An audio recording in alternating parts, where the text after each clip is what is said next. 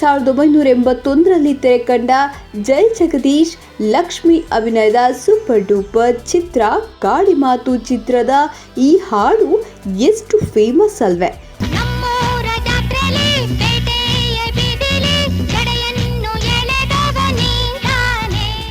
ಈ ಹಾಡಲ್ಲಿ ಮಾದಕವಾಗಿ ಕಾಣುವ ನಟಿ ಹೇಮಾ ಚೌಧರಿ ಯಾರಿಗೆ ತಾನೇ ಗೊತ್ತಿಲ್ಲ. ಇವರು ಕನ್ನಡದ ಸಾಕಷ್ಟು ಸಿನಿಮಾಗಳಲ್ಲಿ ನಟಿಸಿ ಸೈ ಅನ್ಸ್ಕೊಂಡಿದ್ದಾರೆ. ಪಡ್ಡೆ ಹುಡುಗರ ನಿದ್ದೆ ಕೆಡಿಸಿದ ನಟಿ ಅಂದ್ರೆ ಬಹುಶಃ ತಪ್ಪಾಗ್ಲಿಕ್ಕಿಲ್ಲ. ನಂತರದ ದಿನಗಳಲ್ಲಿ ಧಾರಾವಾಹಿಗಳಲ್ಲಿ ಅಭಿನಯಿಸಲು ಪ್ರಾರಂಭಿಸಿದ ಹೇಮಾ ಚೌಧರಿ ಅವರು ಇತ್ತೀಚೆಗೆ ಅಮೃತವರ್ಷಿಣಿ ಧಾರಾವಾಹಿಯಲ್ಲಿ ನಟಿಸಿ ಸೈ ಎನ್ನಿಸಿಕೊಂಡ್ರು. ಇದೀಗ ಹೇಮಾ ಚೌಧರಿ ಅವರ ಆರೋಗ್ಯ ಚಿಂತಾಜನಕವಾಗಿದೆ ಎನ್ನುವ ಆಘಾತಕಾರಿ ಸುದ್ದಿ ಹೊರಬಿದ್ದಿದೆ. ಅವರು ಕಳೆದ 2 ದಿನಗಳ ಹಿಂದೆ ಬೆಂಗಳೂರಿನ ಆಸ್ಪತ್ರೆಗೆ ದಾಖಲಾಗಿದ್ದಾರೆ.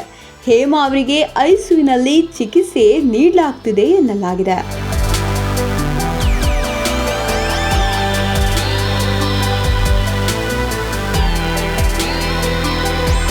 ಅಮೃತವರ್ಷಿಣಿ ಧಾರಾವಾಹಿ ಮೂಲಕ ಕನ್ನಡ ಕಿರುತೆರೆ ಪ್ರಿಯರಿಗೆ ಹತ್ತಿರವಾಗಿದ್ದ ನಟಿ ಹೇಮಾ ಚೌಧರಿ ಅವರು ಅನಾರೋಗ್ಯದಿಂದ ಬಳಲುತ್ತಿದ್ದಾರೆ.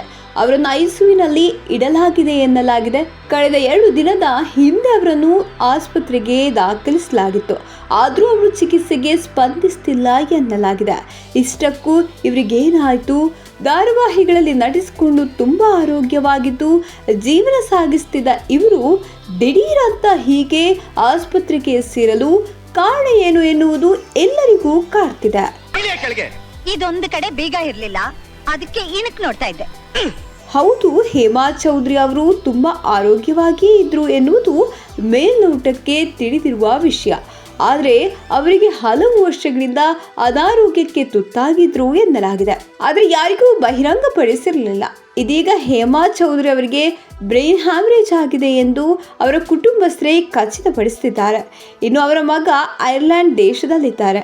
ಮಗನ ಬರುವಿಕೆಗಾಗಿ ಇಡೀ ಕುಟುಂಬ ಕಾಯುತ್ತಿದೆ ಎನ್ನಲಾಗ್ತಿದೆ. ಲೀಲಾವತಿ ಅವರ ತಿಥಿಯ ದಿನ ಹೇಮಾ ಚೌಧರಿ ಅವರು ವಿನೋದ್ ರಾಜ್ ನಿವಾಸಕ್ಕೆ ಆಗಮಿಸಿ ಕುಟುಂಬಕ್ಕೆ ಸಾಂತ್ವನ ಹೇಳಿದರು. ಇದೀಗ ಅವರಿಗೆ ಆರೋಗ್ಯ ಸ್ಥಿತಿ ಗಂಭೀರವಾಗಿರುವುದು ನಿಜಕ್ಕೂ ದುಃಖಕರ ಸಂಗತಿಯಾಗಿದೆ.